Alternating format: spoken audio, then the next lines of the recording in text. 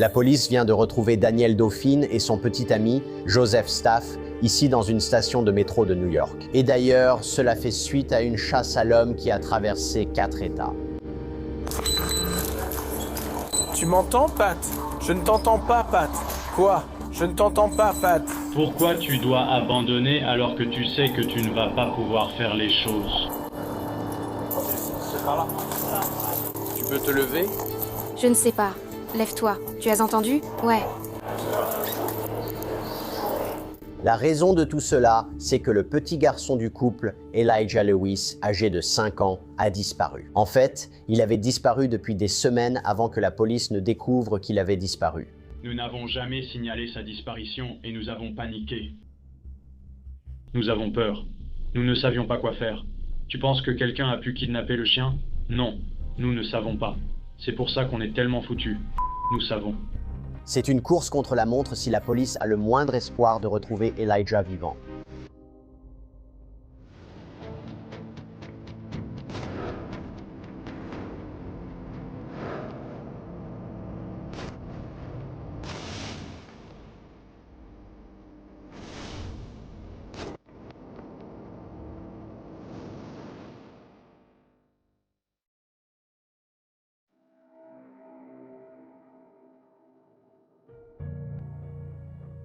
Dauphine et Staff, lors de leur arrestation, ont été accusés de subornation de témoins et de mise en danger d'enfants. Et c'est parce qu'à ce moment-là, les autorités ne savaient pas si Elijah était vivant ou mort. Il y a beaucoup de questions ici. Est-ce qu'Elijah a été enlevé? Est-ce qu'il est parti de lui-même? Ou est-ce qu'il s'est passé quelque chose de plus sinistre? Et pourquoi la police n'a-t-elle appris que maintenant qu'il avait disparu?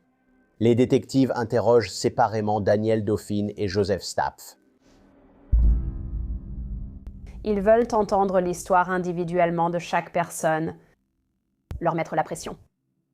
Découvre qui dit la vérité, qui ne la dit pas, et évalue s'il y a des incohérences entre leurs deux versions. Dites-moi ce que vous comprenez de la raison pour laquelle nous sommes ici. Parce que vous étiez recherché pour être interrogé au sujet de mon fils dans le New Hampshire. Alors, parlez-moi d'Elijah et dites-moi ce que vous comprenez de la raison pour laquelle nous sommes ici pour parler d'Elijah. Parce qu'il a disparu. Pourquoi ne pas nous raconter votre histoire? Que se passe-t-il? Donc, début septembre. Il l'a déjà fait auparavant. Il est parti, en douce. Il s'enfuit. On l'a déjà trouvé dehors dans la rue. On l'a déjà trouvé une fois derrière la remise. D'accord. Qu'est-ce que vous pouvez me dire à ce sujet? Eh bien, je ne suis pas montée là-haut, donc je ne sais pas où il est en ce moment. Je ne sais pas où il est. Si je savais où il est, je te le dirais tout de suite. Mais cette histoire commence en fait 1 an environ avant la disparition d'Elijah, quand il part vivre avec sa mère et son petit ami dans le New Hampshire, parce qu'avant cela, il vivait avec son père biologique. Voici l'ex-mari de Dauphine, Tim Lewis. Ils vivaient en Arizona. Ils ont divorcé en 2017 et Tim a obtenu la garde de leur fils unique, Elijah. Danielle retourne dans le New Hampshire. Elle n'a pas obtenu la garde. Donc, elle vit dans le New Hampshire pendant 3 ans et décide qu'elle veut renouer avec son fils, qu'elle n'a pratiquement jamais vu. Et Tim est très désireux de laisser cela se produire.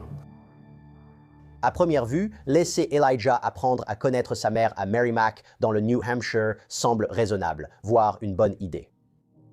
Merrimack est une jolie ville.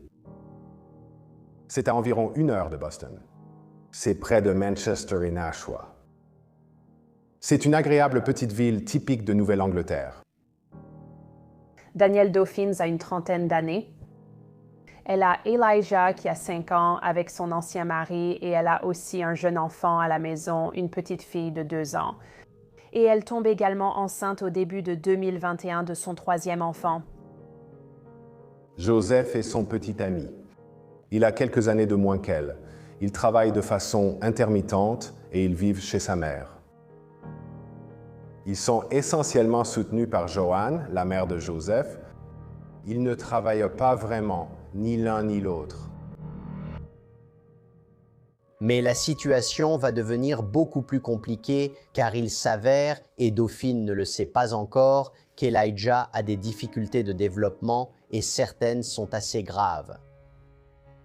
Il a des neurologues, il a des psychologues, il a toute une série de spécialistes.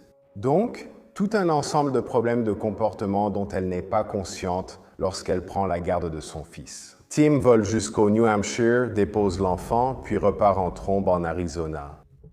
Donc, tu as dit qu'en mai 2020, Tim l'a simplement déposé chez toi. Est-ce qu'il y a eu une discussion à ce sujet? Oui. Il a dit qu'il reviendrait le chercher dans un mois.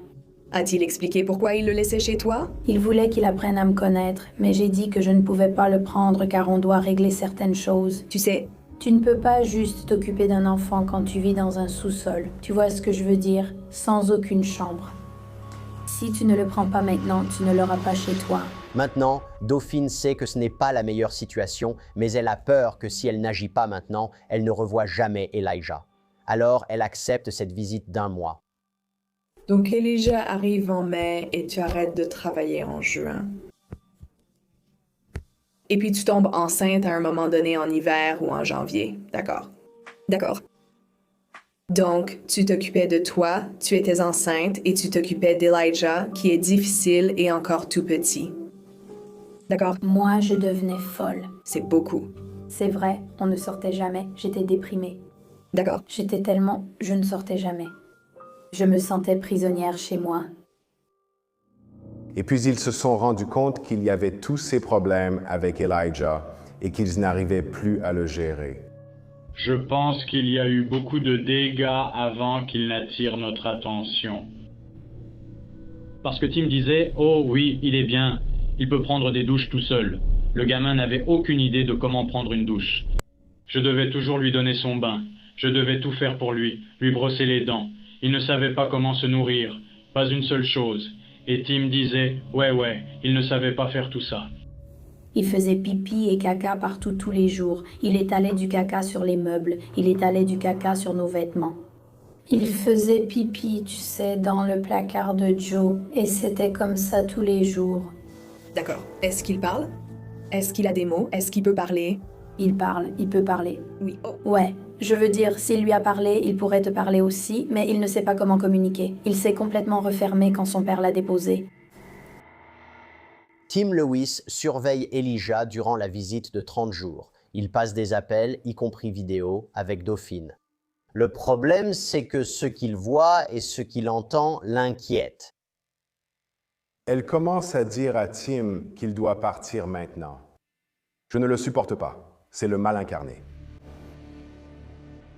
Et Tim lui dit, eh bien, je n'ai pas l'argent pour prendre l'avion. C'est là qu'il décide, bon, peut-être qu'il y a un problème et je vais appeler le DCIF, la division des enfants, des jeunes et des familles. Et donc le DCIF a effectivement enquêté. Elle fait cesser l'enquête du DCIF en leur disant, je vais l'envoyer chez ma sœur en Californie. Et la sœur est prête à l'accueillir. Et il y a un accord de garde non signé pour que la sœur le prenne en charge. Nous ne savons pas vraiment pourquoi, mais après cette visite du DCIF, Dauphine change d'avis concernant Elijah. En juin, Danielle dit qu'elle veut le garder pour toute l'année scolaire à partir de septembre 2020. Donc Elijah reste dans le New Hampshire pour l'année suivante et tout semble aller bien. Mais ensuite, on arrive à septembre 2021 et c'est là que tout s'effondre. C'est alors qu'Elijah disparaît. Vers la fin septembre. Vers la fin septembre. Oui, d'accord. Nous sommes à la mi-octobre. Donc, on parle d'environ 1 mois. Pourquoi n'as-tu pas appelé la police? Nous ne voulions pas d'ennui. Parce que le DCIF s'en serait mêlé et ensuite on m'aurait retiré ma fille. Le truc, c'est que le DCIF s'implique une deuxième fois, et c'est par une tournure des événements très étranges. Elle est enceinte pendant la majeure partie de 2021 et accouche en septembre 2021 d'un petit garçon. Donc, le bébé était né dans sa salle de bain. Et, aux surprises, c'était un garçon. Oui, d'accord. Et Joe amène le bébé à l'hôpital et le dépose dans un lieu d'accueil sécurisé. Le bébé a été testé positif aux drogues. Cela a déclenché une enquête du DCIF qui a retracé le bébé jusqu'à Dauphine et Stapf. Quand ils se rendent au domicile, ils ont l'historique. Ils savent qu'à un moment donné, Ellie était là et ils ne voient aucun signe d'Ellie. C'est vraiment ce qui déclenche et motive une enquête beaucoup plus approfondie sur la localisation d'Elijah et pour essayer de découvrir ce qui lui est arrivé. Nous sommes au début du mois d'octobre 2021.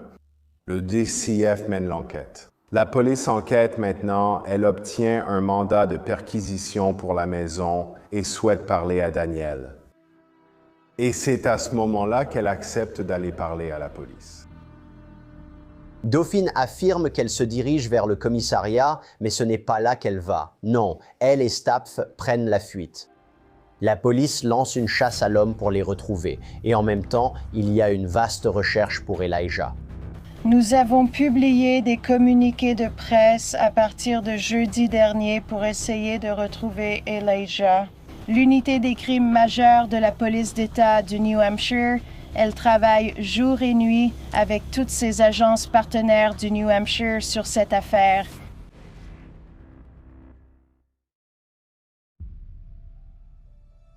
Voilà le problème. Les choses vont commencer à s'effondrer, d'accord? Et c'est déjà le cas. Tu sais, je veux dire, on t'a trouvé assez rapidement. On a certains des meilleurs enquêteurs que ce pays a à offrir qui travaillent sur cette affaire, d'accord? Et ils ne s'arrêteront pas. La police insiste, ils ne plaisantent pas. Ils retrouveront Elijah, même après des semaines, mais ont besoin du couple pour réussir. Nous allons rassembler les morceaux, mais vous détenez certaines pièces. À ce stade, ils ne savaient pas s'il était vivant ou mort. Et chaque minute qui passait, du point de vue de ces détectives et policiers, était une minute de plus perdue où ils n'avaient pas la possibilité de vraiment retrouver Elijah et potentiellement le sauver de quelque chose de vraiment dangereux. Nous faisons actuellement des appels concernant l'hélicoptère en vol. Nos chiens arrivent. Nous réveillons du monde pour rassembler nos ressources ici. Nous devons retrouver Elijah. Ils disposent de nombreuses ressources ici, dans le New Hampshire, ainsi que de la police d'État du Massachusetts. Ils peuvent accéder aux données de téléphone portable pour localiser des lieux. Ils ont des drones, ils ont des chiens de recherche. Où pensez-vous qu'il soit, votre meilleure hypothèse? Parce que je vous le dis tout de suite, on ne l'a pas fait il y a 1 mois, mais on va le faire maintenant. Et il y a encore une chance. Infime, mais il y a encore une chance que s'il s'est éloigné, il ait peut-être pu survivre. Statistiquement parlant, plus un enfant est porté disparu longtemps, plus il est difficile de le retrouver. Cette zone ici? Où exactement? Je ne sais pas où c'était. Alors, dans quoi de l'autre côté de la rue? Dans cette zone boisée?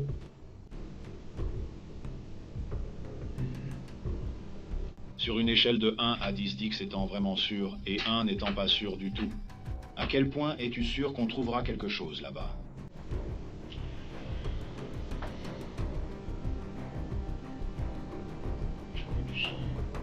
Quel chiffre leur donnerais-tu? 6. Donc c'est plutôt bien? C'est une assez bonne chance. Les détectives interrogent le couple sur la nuit de la disparition d'Elijah. Et ce qu'ils cherchent à entendre, c'est le moindre indice sur l'endroit où Elijah pourrait se trouver. Donc, vous vous levez pour aller aux toilettes. Vous êtes allé dans la chambre d'Elijah. J'ai passé la tête au coin, il n'était pas là. Donc, d'habitude, ce que je fais, c'est que je descends au lac pour voir s'il est là, parce que parfois, il s'assoit sur le banc. Et ensuite, je remonte l'allée jusqu'au petit dôme. Et puis, je fais des allers-retours dans la rue. Mais il n'était pas là. Je me suis retournée, je suis rentrée. J'ai réveillé Joe et j'ai dit « Elijah est parti ». Maintenant, dans l'autre salle d'interrogatoire, Joseph Stapf raconte son histoire. Le problème, c'est que cela ne correspond pas tout à fait à ce que Dauphine a dit. Vous vous êtes réveillé au milieu de la nuit, vous avez regardé dans sa chambre et vous avez vu qu'il était parti, ou avez-vous entendu quelque chose qui vous a réveillé? Vous deux, vous et Daniel, pardon. Oui, je vous l'ai dit. Alors, qu'est-ce qui se passe ensuite? Qu'est-ce que tu fais après? Qu'est-ce que tu as fait? Non. Tu es sorti et tu l'as cherché. Où vas-tu? au même endroit où tu es déjà allé. Dès le début, leur déclaration à la police était contradictoire sur la découverte de la disparition. Daphné disait que c'était elle, Stapf disait que c'était lui. Donc, assez tôt, la police a commencé à comprendre que l'un ou l'autre, ou les deux, ne disaient pas la vérité. C'est la situation dans laquelle nous nous trouvons. Ce n'est pas que tu mens, ni qu'elle ment, mais vous ne pouvez pas tous deux dire la vérité. Qu'en est-il de la porte donnant sur l'extérieur de la maison? Elle était entrouverte. D'accord. Quand vous dites cela, elle était entrouverte d'environ quelques centimètres. C'est bien ce que vous montrez? Je veux dire quelques centimètres. Donc, pensez-vous qu'après être sorti ce soir-là, il s'est retourné et a refermé la porte derrière lui? Je ne sais pas. Je ne pourrais pas vous dire non parce que je ne l'ai pas vu. Daniel dit « Oh, c'est très typique qu'Elijah s'en aille ou parte comme ça. » Et elle a dit qu'elle avait trouvé la porte coulissante légèrement entr'ouverte, peut-être d'1 centimètre ou 2, et qu'il s'était simplement faufilé par là. Nous savons que les portes coulissantes en verre sont lourdes et difficiles à ouvrir, même pour un adulte, alors imaginez un enfant de 5 ans la nuit. La porte est-elle ouverte? La porte est-elle fermée? Oui, elle est ouverte. La porte est ouverte. Elle est ouverte d'environ combien? Elle était ouverte d'une trentaine de centimètres. Donc, oui. Donc, Daniel nous dit exactement le contraire. Vous ne pouvez pas tous les deux avoir raison, vous comprenez? À ce moment-là, les détectives interrogent ces deux-là depuis des heures et il n'y a toujours pas de réponse concrète. Donc, en gros, ils en ont assez. Ellie n'est pas simplement parti. On le sait. On sait qu'il n'est pas juste parti comme ça. Et je sais que tu as peur. Et je ne veux pas que tu continues à t'enfoncer dans tes mensonges. Pourquoi pensez-vous qu'il n'est pas parti hier soir? Je ne comprends pas. Parce qu'on a cherché. On a cherché partout. On a cherché partout. Ce n'est pas notre faute s'il s'est enfui. Mais il ne s'est pas simplement enfui. Nous sommes convaincus qu'il n'a pas juste fui. Il aurait déjà été retrouvé à l'heure qu'il est. Pensez-vous qu'on aurait pu agir plus tôt? Je doute qu'il soit juste sorti par la porte. Pourquoi? Parce que on a eu toutes les ressources imaginables à sa recherche. Je ne peux qu'imaginer à quel point ces détectives doivent se sentir incroyablement frustrés. Parce que comment ces deux personnes qui étaient censées tenir à lui, comment pouvaient-elles ne pas être prêtes, disposées et capables de dire tout ce qu'elles savaient pour essayer de retrouver cet enfant? Nous travaillons sans relâche depuis jeudi dernier avec une équipe importante d'enquêteurs. Les meilleurs enquêteurs de l'État et de toute la Nouvelle-Angleterre cherchent votre fils. Quelle tactique pensez-vous que nous devrions employer ou où devrions-nous chercher? Je ne sais pas. Je ne sais pas. Où pensez-vous qu'il est? Je n'en ai aucune idée. Nous n'avons pas fait de mal à ce petit garçon et je n'apprécie pas que vous disiez que nous l'avons fait. Je ne dis pas que vous l'avez fait. Personne n'a fait de mal à ce petit garçon. Personne n'a blessé ce petit garçon. Nous ne sommes pas des monstres. Nous sommes de très bonnes personnes, nous sommes très gentils, nos enfants sont bien pris en charge, nous ne ferons pas de mal à nos enfants. Lorsqu'une mère inquiète devient sur la défensive et frustrée envers la police qui essaie d'aider son enfant, ce n'est pas une réaction normale ou typique. Son hostilité quasi ouverte envers la police, alors qu'ils essaient de mener une enquête pour elle et son enfant, aurait certainement été un signal d'alarme pour la police, indiquant qu'elle en savait bien plus que ce qu'elle voulait bien admettre à ce moment-là. Elle confirme, sans vraiment confirmer, qu'il y avait des soupçons concernant ce qui est arrivé à ce petit garçon.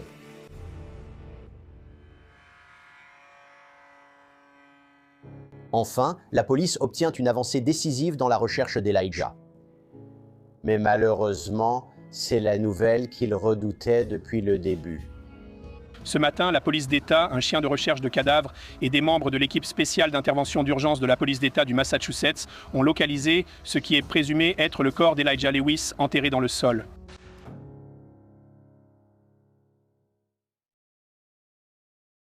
Et on reprend tout de suite. Si on vous offre ce Prime Crime et cette vue à 360 degrés de l'histoire, c'est grâce à notre partenaire Current. Mais qu'est-ce que Current? Current est une application bancaire qui vous permet de tirer plus de votre salaire. Et regardez, on a tous ces mois où le budget est serré. Non, peut-être qu'une nouvelle facture est apparue de nulle part. Peut-être qu'un gros achat approche. Dans ces moments-là, Current est là pour vous. Grâce à leur dépôt direct, vous pouvez être payé jusqu'à 2 jours plus tôt. Et avec l'avance sur salaire, ceux qui sont éligibles peuvent avoir un accès instantané jusqu'à 150 $.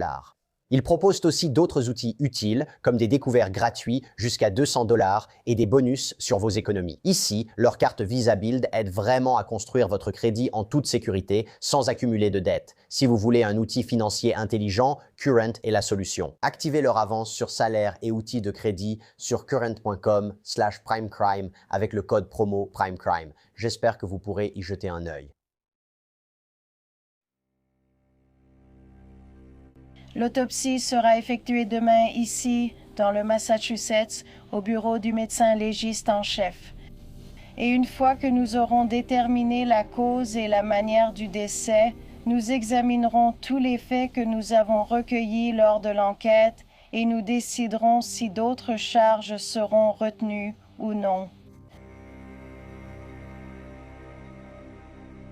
Le corps d'Elijah Lewis est retrouvé à environ 1h30 de chez lui.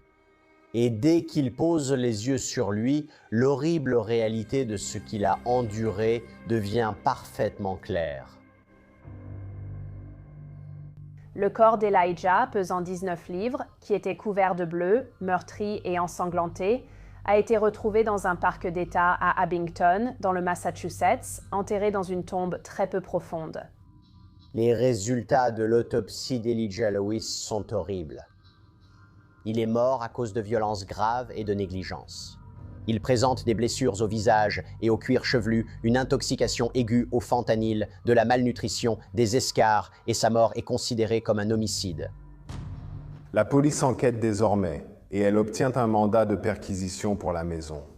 Et c'est à ce moment-là qu'ils trouvent le sang, la drogue et les signes de maltraitance. La police commence à poser des questions sur les téléphones portables des gens et leurs SMS. Daniel a envoyé des messages à Joe après s'être énervé contre Elijah et l'avoir puni, torturé. À un moment donné, elle lui a envoyé une photo du visage d'Elijah qui était couvert de bleu. Elle l'avait clairement frappé et elle a envoyé un message disant « Regarde le visage de ce gamin ». Joe Stapp n'était pas juste spectateur. Il envoyait des textos du type « Ce gamin est vraiment un enfoiré ». Il s'écrivait pour dire combien il le détestait. Il a été battu dans la salle de bain et sa tête a été frappée contre le mur carrelé de la douche avec une telle force que sa tête a cassé les carreaux de la douche dans leur salle de bain. Elle l'a battu jusqu'à ce qu'il perde connaissance et elle l'a laissé inconscient dans la baignoire en train de saigner. Quand Stapp est rentré, Elijah était encore en vie. Et au lieu d'appeler le 911 ou de demander à quelqu'un de l'emmener à l'hôpital, Stapp a bandé la tête d'Elijah et l'a mis dans son lit. Et c'est là qu'Elijah est décédé à un moment donné pendant la nuit. Ce qui est particulièrement glaçant, vraiment à glacer le sang, c'est que quand Dauphine a appris qu'Elijah était décédé, elle a envoyé un SMS à Stapp pour célébrer sa mort en disant « Eh bien, maintenant nous pouvons être libres. Nous sommes libérés de cet enfant, de ce problème en somme. » Nos pensées vont à la famille d'Elijah et à la communauté de Merrimack. Je suis heureux et soulagé que nous ayons pu apporter une certaine conclusion à cette partie de l'enquête en cours et surtout aider à ramener Elijah chez lui avec un peu de dignité. Évidemment, le petit garçon n'est plus là. Personne ne méritait une telle mort. Et nous devons nous assurer de tout faire pour obtenir justice pour ce petit garçon. Cela fait 6 mois que le corps d'Elijah a été retrouvé, et c'est à ce moment-là que Daniel Dauphine est officiellement inculpé pour meurtre au premier et au second degré. Et c'est à ce moment-là que les procureurs commencent à reconstituer ce qui s'est réellement passé après sa disparition apparente. À 15 h le 14 octobre, le DCIF a signalé à la police de Merrimack qu'Elijah avait disparu. À 15h16, la prévenue était au téléphone avec le service de police de Merrimack, leur disant qu'elle les rencontrerait au commissariat avant 16h30 cet après-midi-là. À 15h20 cet après-midi-là, la prévenue et M. Staff ont retiré de l'argent du compte de Joanne Staff avec le corps d'Elijah à l'arrière de leur camionnette. Lorsque Dauphins et staff ont réalisé que la police enquêtait et posait des questions sur la localisation d'Elijah, ils ont d'abord dit à la police qu'ils viendraient volontairement au commissariat pour être interrogés. Au lieu d'aller au commissariat comme ils l'avaient promis, ils ont retiré 1 000 $ à la banque. Elle et Joseph chargent le corps d'Elijah dans leur camion avec toutes ses affaires, ce qui n'était pas grand-chose. On parle peut-être d'une couverture, de quelques bandes dessinées et d'une peluche de Spider-Man. À 16h44, l'accusé et M. Staff étaient chez Target à Burlington, dans le Massachusetts, pour acheter leur nouveau téléphone ainsi que des vêtements et des articles de toilette pour leur fuite. Le corps d'Elijah à l'arrière du camion chez Target. Ils achètent des téléphones prépayés, mais ensuite ils connectent leur compte Facebook sur le téléphone, le liant ainsi à eux et le rendant facile à localiser. Entre 23h36 et 23h52 ce soir-là, la prévenue et M. Staff étaient à Abington, dans le Massachusetts, où Joseph Staff a enterré Elijah dans un trou peu profond. Ils ont analysé les données du téléphone portable pour localiser l'endroit où ils se sont arrêtés assez longtemps pour enterrer le corps dans les bois. Les relevés téléphoniques dans cette affaire ont montré que la prévenue disait à M. Staff à 23h48 que ce n'était pas obligé d'être grand, en parlant du trou qu'il essayait de creuser. À 00h04 ce matin-là, elle disait que ce n'était pas obligé d'être très profond, tu sais? En d'autres termes, fais juste le travail et partons d'ici. Je veux dire, c'est glaçant, c'est glaçant. Après avoir enterré Elijah, ils sont allés au Mohegan Sun dans le Connecticut, un casino, et ont assisté à un spectacle. Ils ont dormi dans le camion avant de l'abandonner pour aller à New York.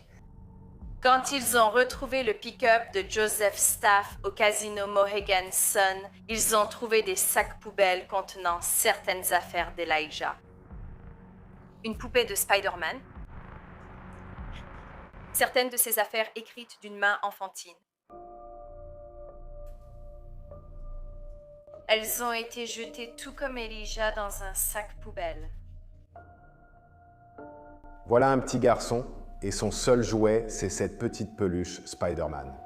Et je reviens toujours à ça, je n'arrête pas d'y penser. Il est enterré en position fétale dans la terre, et ils prennent son jouet et le jettent aussi. Ils jettent un Spider-Man. En quelques heures, l'accusé et M. Staff sont montés dans un bus et sont partis pour New York. Le 17 octobre, à 7h du matin vers 7h13, l'accusé et M. Staff ont été arrêtés dans le métro dans le Bronx à New York. Je ne sais pas ce que c'est que ce B.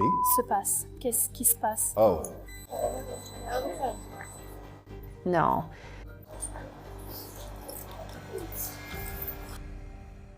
En utilisant les données des téléphones portables, ils ont pu suivre leurs déplacements grâce à leur téléphone et ont pu identifier leur emplacement. L'accusation dispose de nombreuses preuves contre Dauphins et Staff.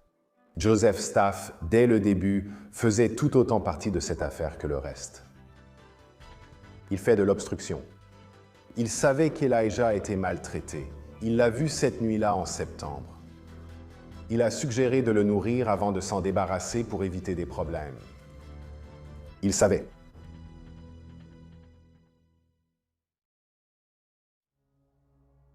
L'audience de détermination de la peine de Joseph Staff a eu lieu avant celle de Daniel en septembre 2022. Il a plaidé coupable d'homicide involontaire et a été condamné à une peine pouvant aller jusqu'à 40 ans de prison. Je pense vraiment que sa motivation pour plaider coupable d'homicide involontaire était d'essayer de réduire sa peine. Après la condamnation, Staff se présente devant la commission de libération conditionnelle et évoque alors son rôle dans la vie d'Elijah. Je n'ai jamais voulu que cet enfant soit maltraité. J'ai toujours voulu qu'il reçoive de l'aide.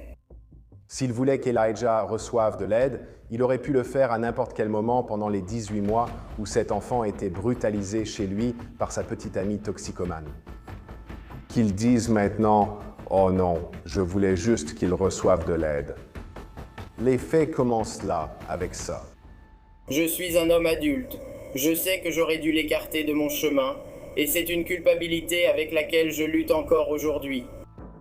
Il a dit aux autorités qu'elle lui avait demandé d'enterrer le corps d'Elijah quand ils se sont rendus compte qu'il était mort, et il a dit qu'il ne pouvait pas le faire. Mais ensuite, il l'a mis dans un conteneur à l'extérieur de leur maison. C'était à l'extérieur, derrière la porte coulissante. Là où tu vivais. Oui. Et depuis combien de temps avait-il été laissé là? Je ne sais pas, 1 mois, 2, je ne sais pas. Donc, ce genre de dépravation, pour moi, annule tout sentiment de culpabilité qu'il aurait pu avoir ou toute responsabilité qu'il aurait assumée pour son rôle dans la mort d'Elijah. Staff obtient une libération conditionnelle pour une accusation moindre, mais passera finalement des décennies en prison pour homicide involontaire et agression.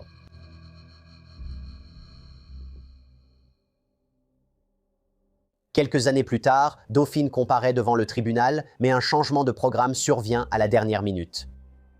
Dauphin a plaidé coupable à la veille du procès pour une accusation de meurtre au second degré. Elle avait d'abord été accusée de meurtre au premier et second degré.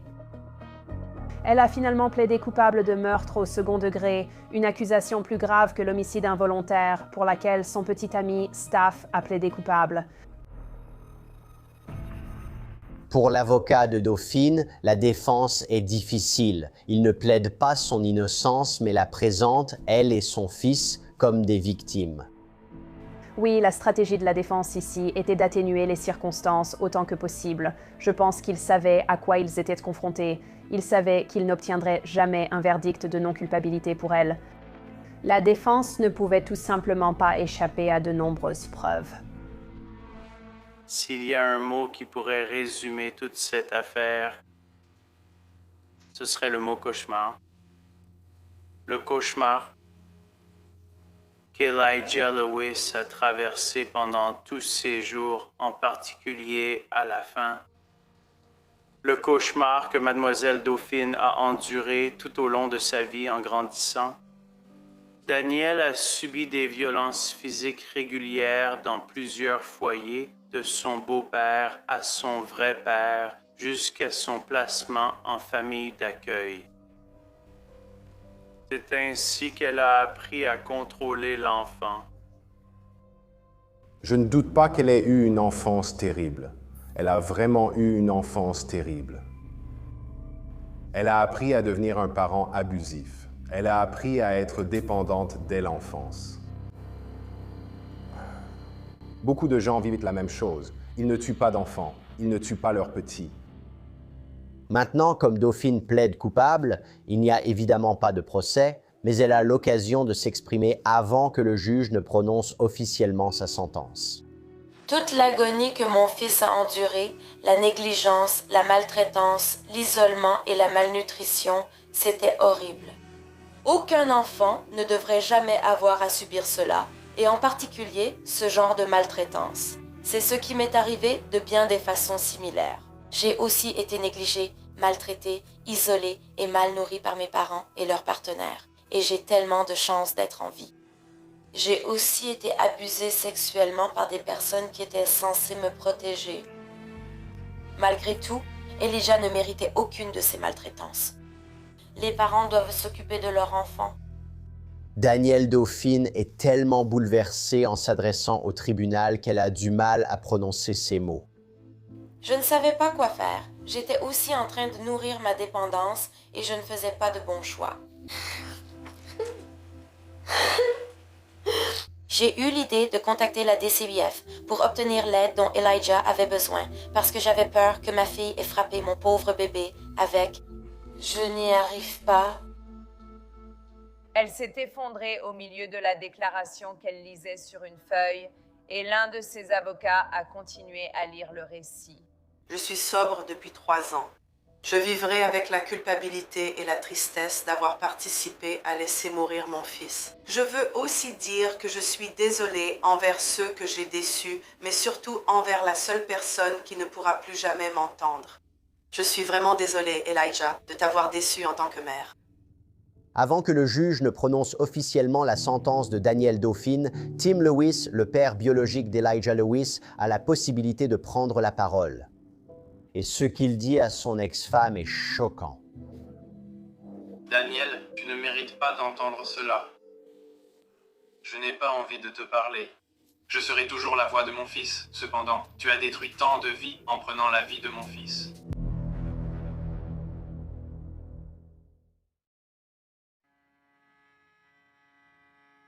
Nous tous qui les connaissons, nos vies à tous ont été bouleversées chaque jour par le fait qu'il n'est plus là avec nous. Chaque moment familial, chaque étape, nos enfants resteront à jamais tristes parce que nous aurions aimé vivre cela avec Elijah. La déclaration de la victime de Lois, je l'ai trouvée vraiment puissante.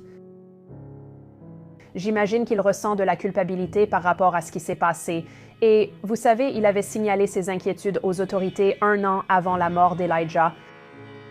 Staff a torturé intentionnellement. Elle a personnellement tué un petit garçon de 5 ans.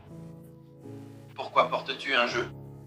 Tu es absolument la personne la plus pitoyable qui soit. Tu dépasses toutes les définitions du mal, et j'espère que tu ne sortiras jamais. Avant que le juge ne rende sa sentence sur Dauphine, l'accusation intervient à nouveau.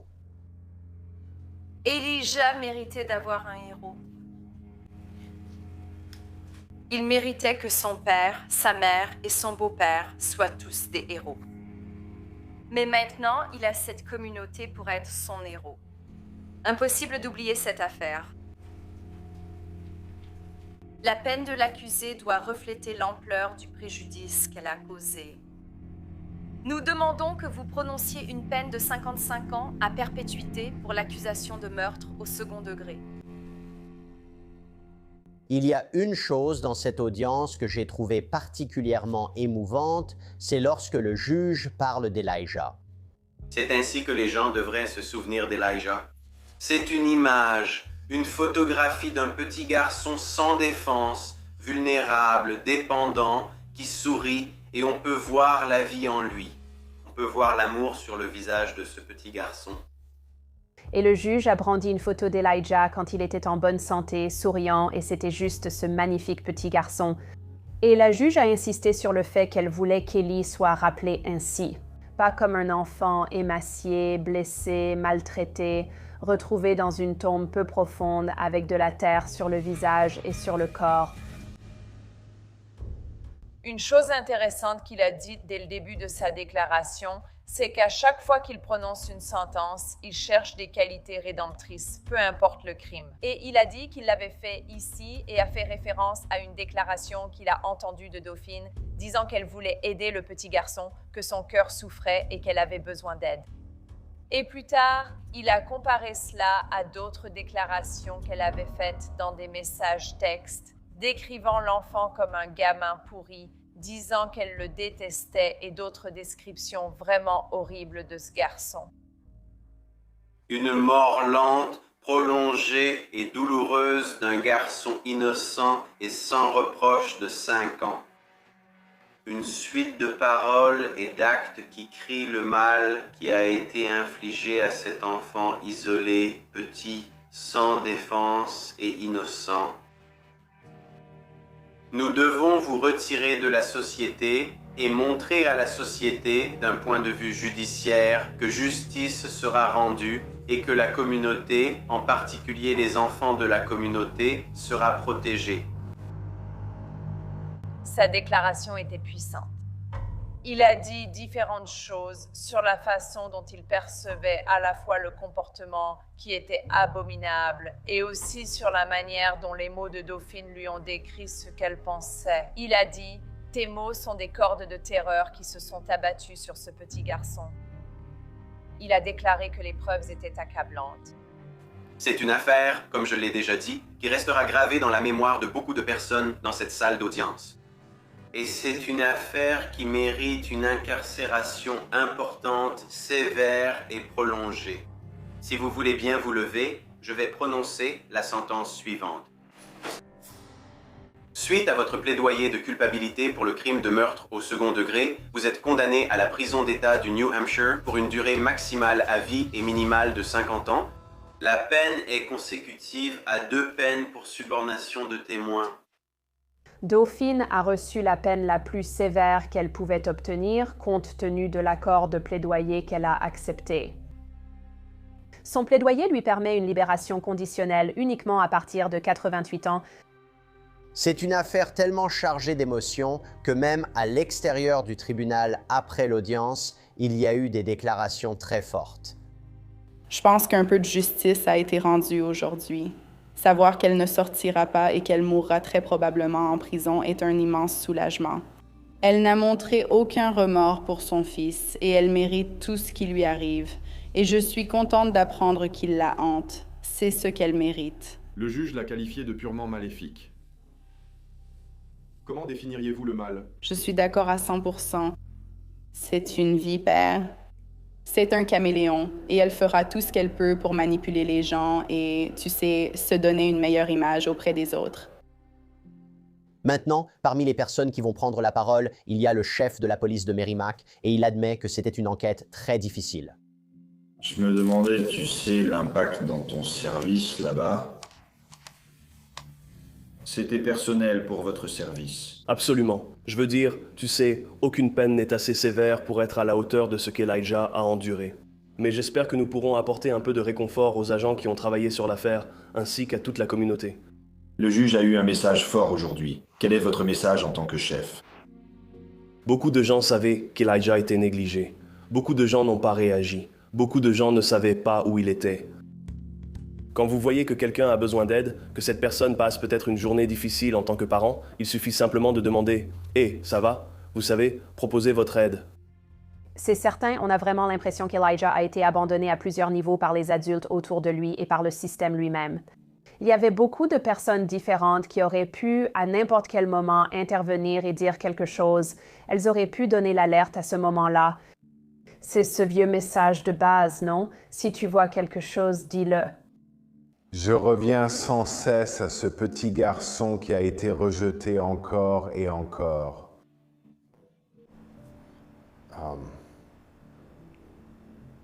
Personne ne voulait de lui. Il avait besoin d'aide. Personne ne voulait lui en donner. C'est l'une de ces histoires que j'aimerais pouvoir oublier. Et je sais que je ne peux pas, et je sais que je ne devrais pas, et je sais que personne ne devrait l'oublier. Personne ne devrait oublier Elijah et ce qui lui est arrivé, ni ce qu'il a fait. C'est une histoire très sombre, sans autre façon de le dire. Elle parle de maltraitance d'enfants sur plusieurs générations, de négligence et de dépendance. Il est difficile d'y voir du positif. Mais peut-être que quelqu'un qui entend cette histoire, un parent qui se sent peut-être dépassé, sera encouragé à demander de l'aide ou un ami interviendra s'il sent que quelqu'un qu'il aime a besoin d'un coup de main.